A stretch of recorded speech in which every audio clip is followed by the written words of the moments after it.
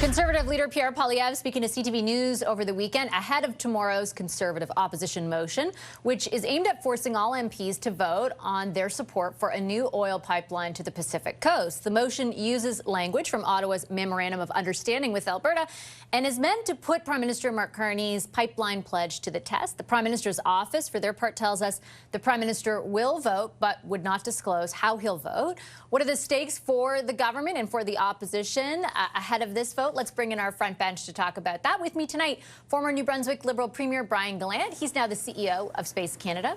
Corey Teneycke was Ontario Premier Doug Ford's campaign manager and former Director of Communications for Prime Minister Stephen Harper. He's now CEO of Rubicon Strategy. CTV News political analyst and former NDP leader Tom Mulcair is with us, as is the Toronto Star's Queen's Park Bureau Chief Rob Benzie. Hi, everybody. Happy Monday. Benzie, I'll start with you. Strategically, what are the Conservatives hoping to do here, do you think? Well, I mean, they're trying to embarrass the Liberals, and that's what the opposition party has a role, and they're doing it their role. They want to you know, make some BC Liberal MPs uncomfortable. They want to make former Cabinet Minister Stephen Guilbeault uncomfortable, and perhaps embarrass him, and then embarrass Mark Carney. The problem, Vashi, is this MOU was good enough for Alberta Premier Danielle Smith, and the signals that we saw from her in the last week or two have been really, really encouraging. I'm not sure that this a kind of Parliament Hill stunt is necessarily going to be good for building a nation, a project of this importance to this nation. I mean, here in Ontario, Premier Doug Ford is very enthusiastic about a pipeline to the Pacific because he's very worried about steel, the jobs of steel makers and that industry here in this province. So we need a nation-building project like this. So I'm not sure that Parliament Hill mischief is necessarily going to be good for that. But, you know, opposition parties have to oppose. That is their role. The Conservatives seem to, Tom, have the impression that the Liberals will vote against it, kind of en masse. The House Leader, the government's House Leader's office would not confirm that to us, kind of said, you know, we have nothing to share when we asked them about it. Corey Hogan, who is an Alberta MP, one of the few Liberal MPs, who is also the Parliamentary Secretary to the Minister of Energy, spoke on what's going down. I just want to play that clip, and then, Tom, I'll get your view on how this is all unfolding. So look, if it's a yes vote, it might look like we don't take seriously our, requirement to consult with BC and First Nations. And if it's a no vote, it might look like we're not serious about the pipeline. So this, let's take it to a meta level. He knows what he's doing. Both of those situations, either a yes or a no vote, makes the pipeline less likely. The Prime Minister is a serious man for a serious moment. The Leader of the Opposition is not, and he's playing political games. So, Tom, what do you think about A, what you just heard, and then B, how this is unfolding?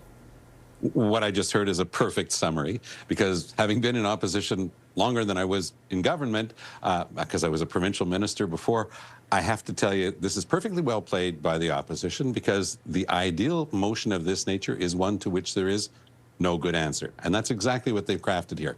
But they've been a little bit too clever by half, because they cannot say what they keep reaffirming, and I heard Scheer repeat it ad nauseum before, that this is exactly what's in the MOU.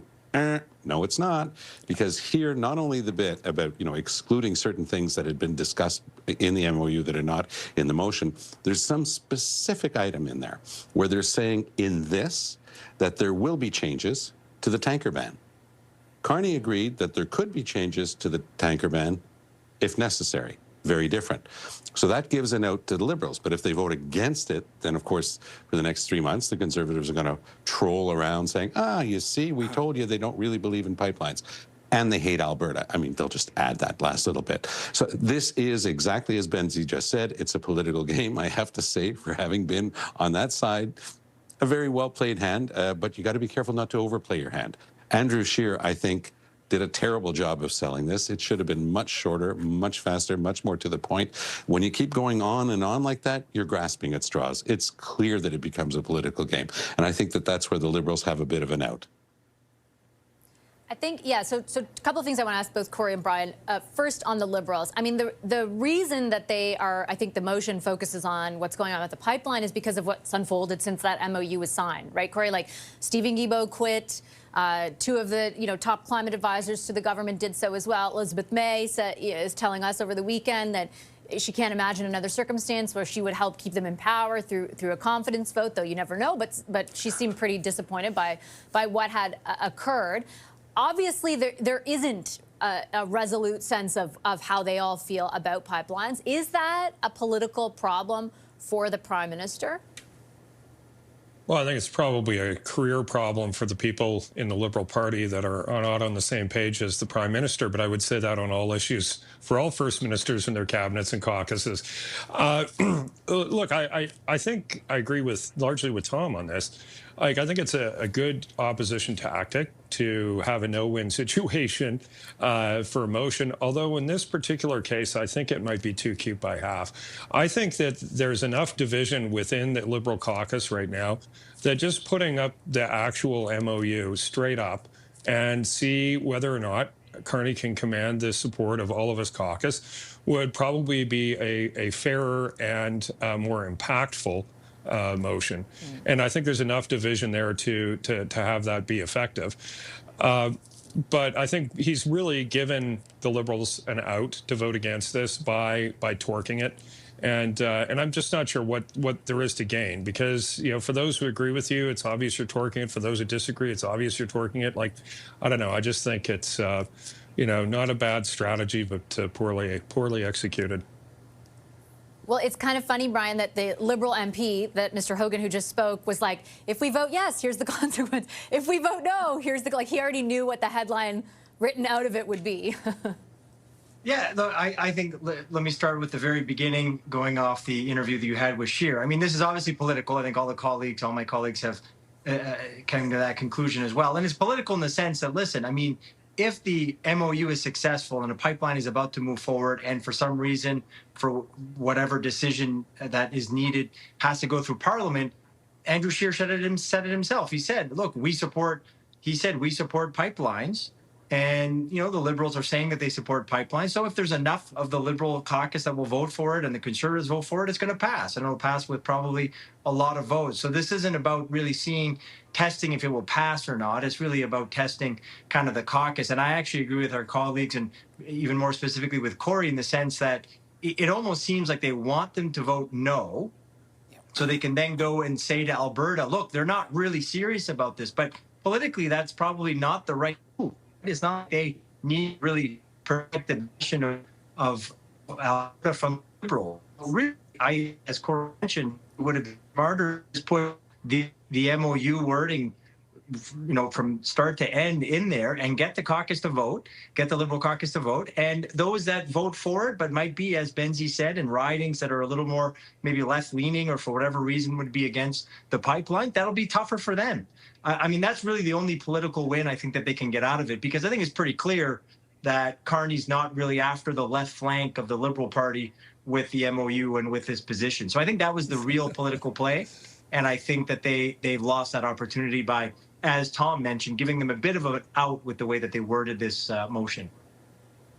To Brian's point, though, it is a bit of a, like, alternate reality. It feels a bit, you know, alternate reality, Benzie, in that, like, the debate that's occurring right now is not like keep it in the ground or exploit the heck out of it. It's just like, who loves pipelines more? Yeah, and I look, I don't blame the Tories. It's been a really, really lousy year for them. I mean, this time last year, Vashi, you and I were talking about this last week. This time last year, they were measuring the drapes, and we were all talking about how big a majority Pierre Poilievre's Conservatives would have in the 2025 election. It was Justin Trudeau was driving the Liberals into the ground. And, you know, we're still not even a week. We're about a week away from the anniversary of Chrystia Freeland's famous letter that got rid of Trudeau. So the one-year anniversary. So, I mean, if you're the Tories, you're still, like, reeling.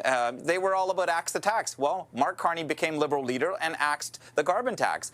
They were all about just inflation. No one talks about Justin Trudeau anymore, except that he's Katy Perry's boyfriend. So it's very strange for them. And Tom is exactly right.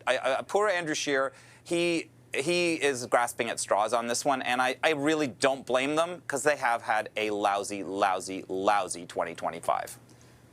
Well, I think also, you know, Tom, and you would know better than I, but, like, as you mentioned in opposition, like, you do have to find areas of contrast.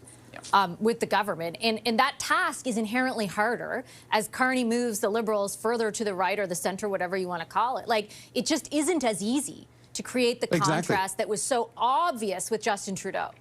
It's that picture of Carney and Danielle Smith holding up those poster-sized signature papers that they had, which was so Donald Trump-esque, and the big, magnificent smiles on both of them. That's devastating for the Conservative caucus to see that. So they've got to try to attack the thing and knock it down and have something that they can keep repeating to themselves. But it's not going to carry with the Canadian population. I mean, Nanos had those figures over the weekend that, again, were just awful for the Conservatives. Shows that Carney is by far, like almost 2-to-1, appreciated more than Pierre Poilievre. So if this is the only game they've got is more Pierre Poilievre and more Andrew Scheer, I don't think it's going to work with the voting public. That's the basic problem that the Conservatives are facing right now. I do remember asking you, though, Corey, advice. What should they do to create that contrast? And I think, if I remember correctly, you said, like, focus on execution. I think in some ways they're attempting to do that with this, but to your point, maybe could be more effective. Well, I think that plan requires a bit of time. Like, I think this is, if you're trying to reel this fish in, you got to let some line out before you can bring it in.